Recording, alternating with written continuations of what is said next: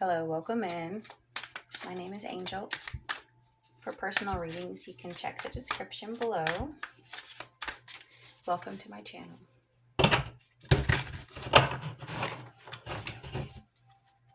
I want to tell you about somewhat of a vision I had in between sleep and awake. It was one of those moments where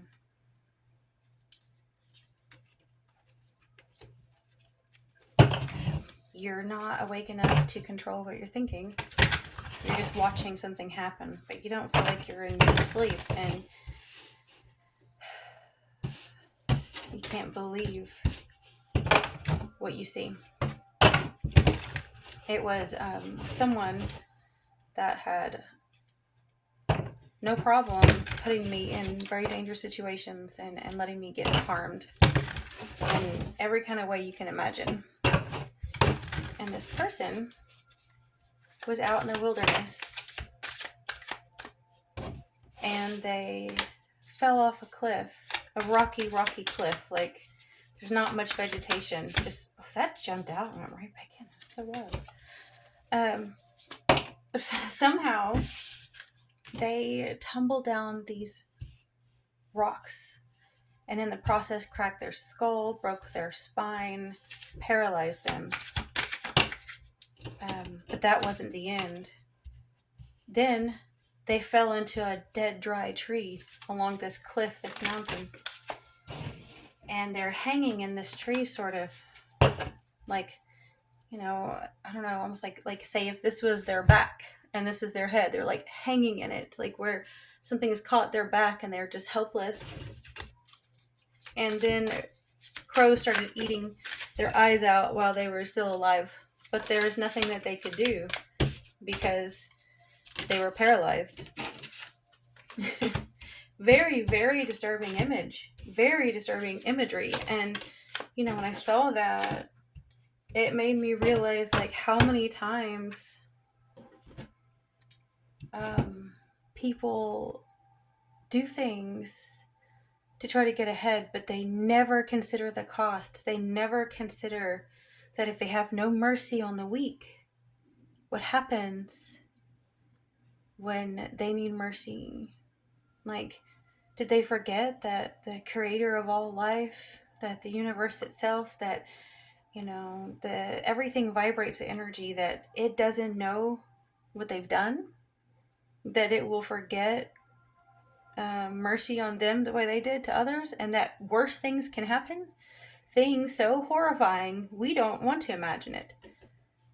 And I'm sure many movies that we've all seen, when the bad guy gets their demise is horrible, and you always wonder, why didn't you think about this ahead of time, dumbass? Right? And I feel like that was a vision I needed to share, because it's like, if someone's done something to you, like, you have the 9 of Swords in your past. If someone's done something to you that's horrifying, like, I think right now they're on the edge of that cliff, and they have to be so careful because they don't know what could happen to them.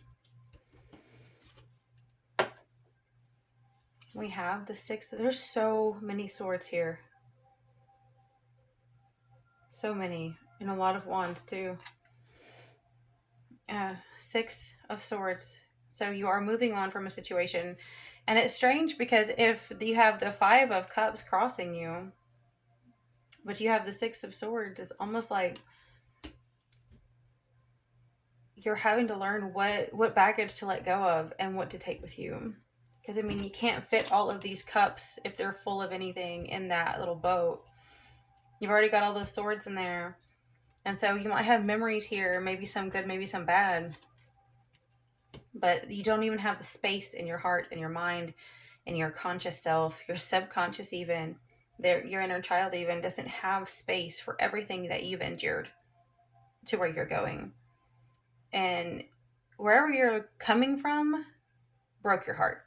It doesn't mean that you're heading towards that. You're actually aiming for genuine relationship and genuine love, because you have the 2 of Cups above you. And this is the seeds that you're sowing, what you're choosing to manifest. You're learning how to be the creator of your own life. And beneath you, we have the Seven of Wands reversed. Um, Jeez. Like, this is the, like, poster child for spinning your wheels and trying so hard, but just feeling like no matter what, you can't get up. I mean, if you look at like the description that the typical one says, exhaustion, giving up, destroyed confidence, overwhelmed, overprotective. Like, it's like uh I want to say like a fall from grace. And I don't mean that in any way of you having done something bad, as much as sometimes you are guilty by association. Sometimes the very ones that harm you are the very ones smearing your name. Or sometimes like um it's like when people do bad things to you, they're taking their own bullshit and they're smearing it all over you. So now your aura smells. And that's why you have to let some of this stuff go. It's like people sense something off. And I know, if you're empathic like me, you go out and you can sense some people are very, very off. And it doesn't mean they're a good or a bad person, but you sometimes know, and you still hate to judge because you know that they could be carrying all of that smell from the ones who, harmed them since they were little. And constantly the world is reflecting back to them everything that their abusers put on them. They're not ever reflecting back of, oh, you poor thing, here, let me help you up and clean your skin knees. All the world has ever reflected back to them is, you filthy little shit. You're a stupid loser. Nobody cares about you. And it's like, that's all they've ever gotten. Maybe that's all you've ever gotten. And so it's like an aura, or like a energy around you that is, it throws people off, makes people maybe not want to trust you or take a chance on you, or maybe it makes them feel like there's something wrong that you've done, but it's really that you've been wronged. And I'm not saying that you're perfect or anyone's perfect, but if you have a good heart and you know for a fact that you don't spend your free time thinking about doing cruel, harmful things to innocent little beings, you see what I'm saying, right? We have Eight of Swords reversed in the near future. Okay. I'm like looking at what they say on here. It's kind of different from what I've always interpreted it as. Um, I always liked the Eight of Swords reversed because it's like that chance of when you're standing up to abuse. It's like where you're calling it out. You're no longer bound. I had done that reading a few nights ago where I had a dream that Aquarius and Gemini and Pisces, and the fourth one I missed, were all bound in different ways. And this has some of these elements in it. And it's like, with this being in your near future, it's almost like you're wearing not just your heart on your sleeve, but you're wearing your band-aids on your sleeve, and you're just unapologetically telling people like, yeah, so I am who I am. Maybe I have PTSD, maybe I am a little bit broken, but who isn't? And you're not going to let what happened to you shame you anymore. Maybe you're standing up to it verbally out loud somewhere. um Wow, I kind of like this. You may not see coming what amazing movement you've got. Like, it's right around the corner. We've got movement, progress. Look at that. I love that you have the Chariot. It's right around the corner. So I feel like that is a good positive thing. Usually when I get that card, it's not always the best, like in my version of the Celtic Cross. A lot of times it's like something that could possibly be negative coming your way, something you don't see coming, but sometimes good things are happening, especially if you've been through a lot of hell. The universe has to balance itself out. It does not like to be out of balance. That's why if you see a lot of suffering going on in the world right now, it's wrong, but we know that it's pulling more and more and more of us to have the drive to fight to do the right thing, because we cannot rest. So many people are like, why are we tired? And why do we feel like shit? And you have all of these like super white privileged gurus being like, oh, we're going to a new timeline. Wee. And they want money, okay? They just want you to buy their product. They want you to give them millions of views. They want you to ignore Gaza and ignore slavery and ignore child trafficking. And I'm not saying we can't have a new timeline, but we feel tired and exhausted because we're carrying the weight of all the pain around the entire globe, and we need to get real with ourselves, you know? And we want to contribute to good. Our hearts cannot be satisfied when we know there's suffering everywhere. If you're a light worker, you cannot and will not uphold injustice. Everything, like, I'm getting chills. I'm feeling it to my core. Like, it is so innate in our DNA, in our eternal, multifaceted blueprint that we cannot and will not tolerate this type of pain and suffering of all life on this planet. And so I feel like even though you've gone through this stuff, the universe itself cannot uphold you being harmed non-stop. So you are going to have a time of beautiful, swift movement in a positive, new, healthy direction. It's not aimless. It's not like you're just moving to the next job or to the next town. It's progress. It's integration, determination. These are all the words that they use with this card, okay? Now, what others want for you is, holy shnikes. Okay. I can't believe they want you to have the Two of Wands reversed. So these same people, whatever this energy is that has harmed you so bad in the past, just wants you to stay in this like fight or flight frozen state. They want you to not plan. They want you to be so caught up in that, where your brain just is fried. It cannot, when you're flooding your brain with all of that stress chemicals, because I know I can get this way too. I have to consciously choose to not do this because of what I've gone through. They don't want you to see ahead because oftentimes the most abusive people are the ones that want to be your savior. They're the ones like, come to me, I have the money. Come to me when you're really needy and I'll give you a little bit of crumbs. And, but they make you beg and they make you grovel and they make you feel unworthy and they make you feel like you're a burden. And they need you to stay in that state of helplessness. That's it, the learned helplessness where your brain just like, it's like, I know I just watched a video on that the other day. With some of those like psychologists and things that go over this stuff, like how if you're constantly trying, like this card right here, where you're constantly trying and you're getting nothing back, everything is reflecting back to you that you're the problem, but you're trying to do the right thing. You start to think that your efforts are meaningless, like you're not getting anywhere. So then your brain literally starts to shut down and say it's not worth the effort of trying because there is no reward. Your brain works on reward centers. It's like it needs to see something good for something good that you put in. And that's what they're wanting you to feel like, that there's no hope. They want you to think that no matter what you plan is stupid, is worthless, let it go. Oh, good grief. I knew when I almost avoided doing this reading today. I don't know. There's like a heaviness before I was going to do it. And I didn't even want to tell anyone about that vision I had because it was so grotesque.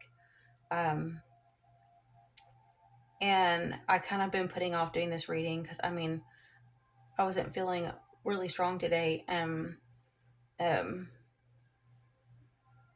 don't know. I realized what I was doing, as I was preparing the cards, and I was like, oh, okay, this is it. This reading is heavy. This reading is deep. And it feels so heavy, like in my throat chakra, my heart. It's sad.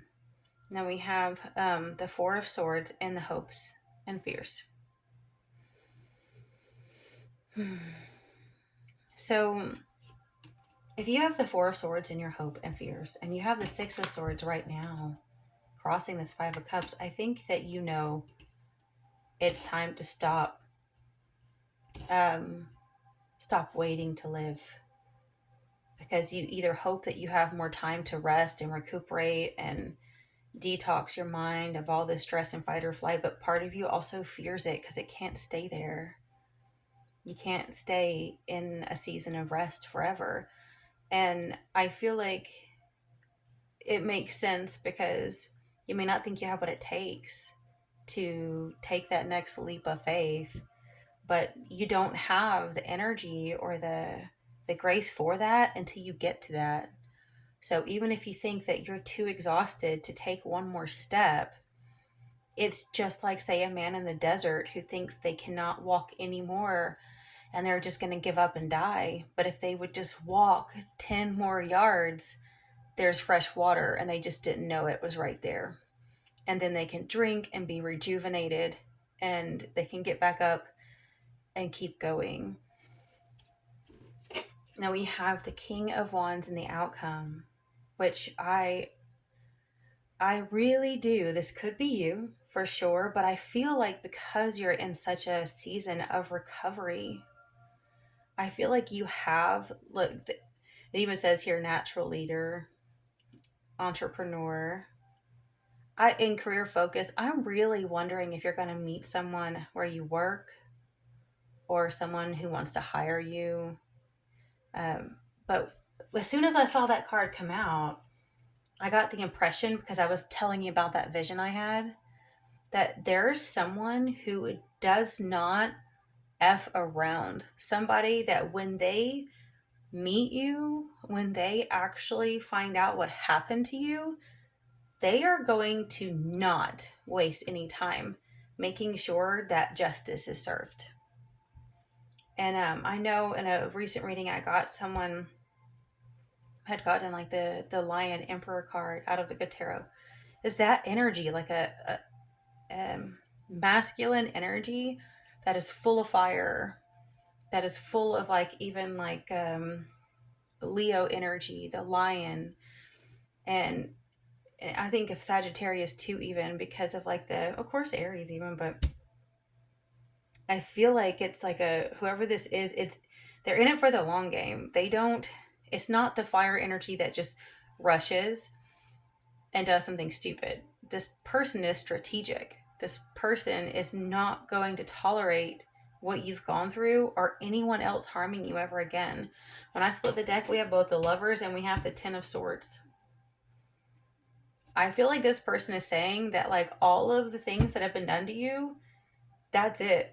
Like nothing else, because you cannot handle more than 10 swords. There's no more than that. Like it's just, that's it.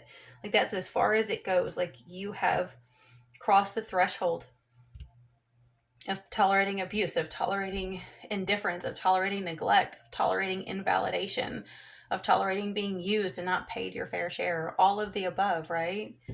And so most likely this will end up being a lover for you, a divine partner.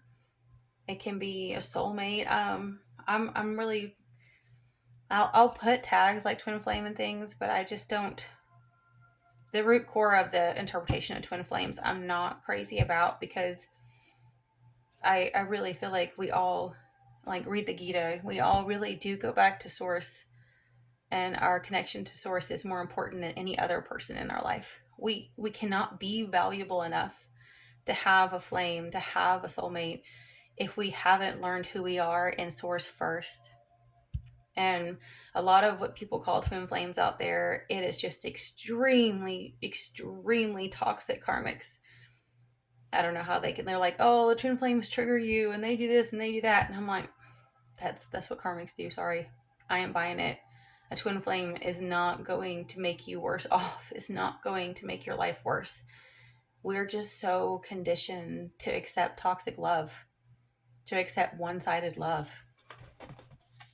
And I'm not going to buy it anyway. I mean, you do you, boo-boo. But this is like,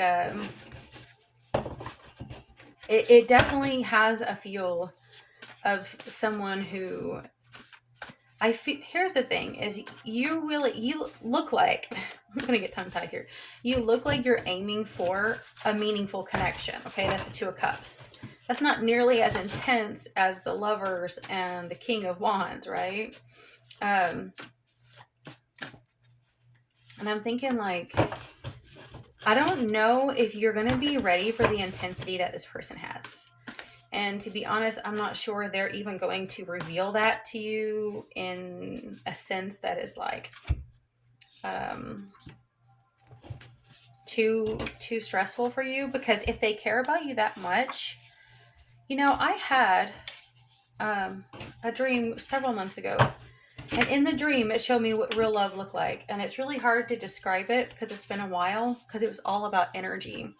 It was actually two indigenous people. It was like a Native American young man and woman, and don't like, I don't know. It's like the way they showed it was what real love looked like. The way he wanted to protect her, the way he saw her beauty and her fragility and knew that, like, she didn't even know how dangerous the world was. So he was going to always protect her, but he was so gentle with her. I don't know how to explain it, but it was so beautiful. It was like remembering what love was like before this monetary patriarchal world swallowed us up like a giant virus and made us all sick. Okay, let's see what these say. What Pisces, in the dark night of the soul, miracles show up in the most unexpected places. Low hanging fruit, only weak spots shaken. Evil allowed to exist for gravity so we don't float away until developed. But light beings want evil. What does it say? Went evil for energy must be war. Okay, that one's a long one to explain unless you get it. But Spirit had shown me this vision of why we end up like on Earth and why we develop on Earth. Because imagine your soul was just released in the infinite space of infinite creation. You hear people talking in near death experiences about, they can create whatever their mind dreams up for whatever. But if you have no basis, no gravity, no foundation, like, you could get lost in the endless multidimensional sea and maze labyrinth that is creation.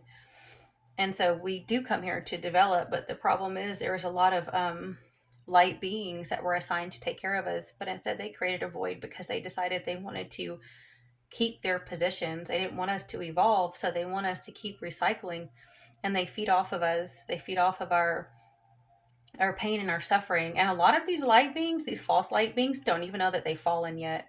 They don't even realize they're disconnected from source, and that's what makes them so dangerous. Okay, let's see. They say we shouldn't need them and punish us for needing help. After they took away our keys, our phone, our license, etc., they say we must serve them without rest. And examples like the government's abusive, government, abusive parents, boss, partners, etc. And like the phone keys license is an example.